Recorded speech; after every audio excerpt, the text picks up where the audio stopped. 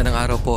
LG 60 inches WebOS TV. Ganito po ang problema ng TV kapag pinower on. Dito sa may kaliwang bahagi ng LCD madilim. 1/6 part ng picture dim na. Dahil po yan sa backlight do sa parte na yun. Kundi na yung row ng backlight. At kung mapapansin yung LCD puro amag na rin. Medyo matagal na rin po na-stock itong TV. Kaya ang gagawin natin dito, papalitan natin yung buong backlight set. At mamaya din lilinisin natin yung mga dumi doon sa LCD. Alalay ko eh.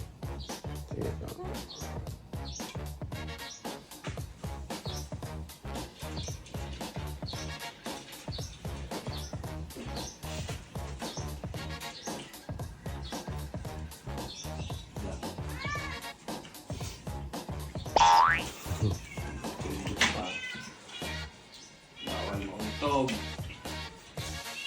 Parang tigas ito ano. Hardcore kasi yan eh. Hardphone. Very good.